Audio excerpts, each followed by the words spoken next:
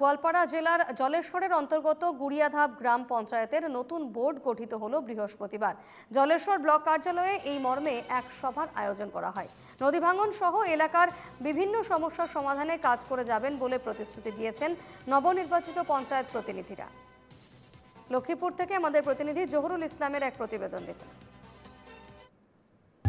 দেখো, এই মুহূর্তে রয়েছি আমরা অসমের গোয়ালপাড়া জেলার যে জলেশ্বর গ্রাম পঞ্চায়েতের অন্তর্গত যে জলেশ্বর উন্নয়ন খণ্ড, সেই উন্নয়ন খণ্ডের দৃশ্য আমরা দেখানোর জন্য চেষ্টা করছি।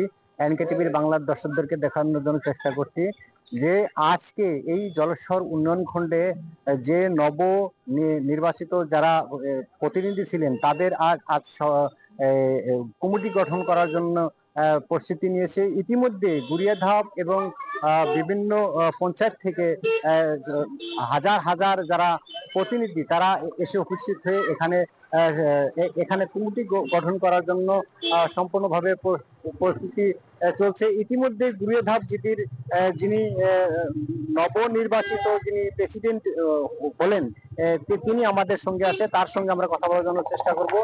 দিদি, আমরা দেখতে পাচ্ছি আজকে এই কমিটি গঠন করলেন এবং আপনি সভাপতি হলেন। সমাজের জন্য এবং আপনার অঞ্চলের সাধারণ লোকের জন্য আপনি কি বলতে চান? সাধারণ রাইজের জন্য আমি বলতে চাই যে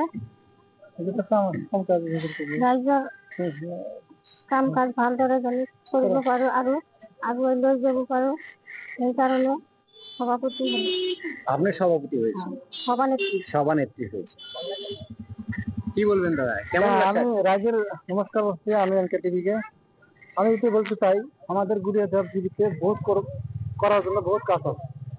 তার মধ্যে দেখুন, রাস্তাঘাট আমাদের বহুত অসুবিধা চলে আসে।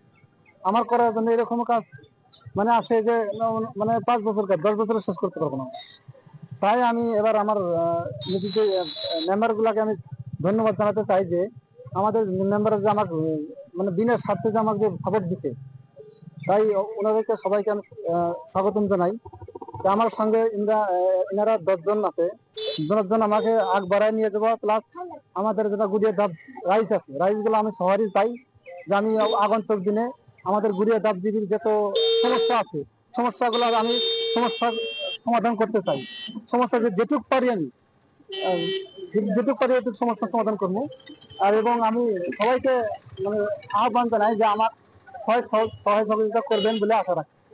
পুনরায় আমরা এনকেটিভি বাংলার দর্শকদেরকে দেখানোর জন্য চেষ্টা করছি। এই দৃশ্য হচ্ছে অসমের গোয়ালপাড়া জেলার যে জলেশ্বর উন্নয়ন খণ্ড, সেই উন্নয়ন খণ্ডের সম্মুখের দৃশ্য আমরা দেখাচ্ছি যে এখানে এই জলেশ্বর উন্নয়ন খণ্ডের অধীনে থাকা যে 11টি গ্রাম পঞ্চায়েত রয়েছে, সেই 11টি গ্রাম পঞ্চায়েতের আজকে হয়তো হবে না কমিটি গঠন, কিন্তু পর্যায়ক্রমে এগিয়ে যাবে। এর সঙ্গেই আসলে শুধুমাত্র আজকে গুড়িয়াধাপ জিপি আমরা দেখতে পারলাম যে গুড়িয়াধাপ জিপি থেকেই শুধুমাত্র পঞ্চায়েত কমিটি গঠন করা হলো। আর এরপরে গুড়িয়াধাপ জিপির যিনি নতুন প্রতিনিধি হয়েছেন তার আশা যে গুড়িয়াধাপ জিপির অনেক সমস্যাই রয়েছে, সেই সমস্যাগুলি সমাধান করবে বলে স্থানীয় রাইজের সঙ্গে কাজ করে যাবে এবং সাধারণ লোক যারা পঞ্চায়েতের উন্নয়ন এতদিন হয়নি সেগুলো উন্নয়ন করার একটি আশ্বাস দিয়েছে।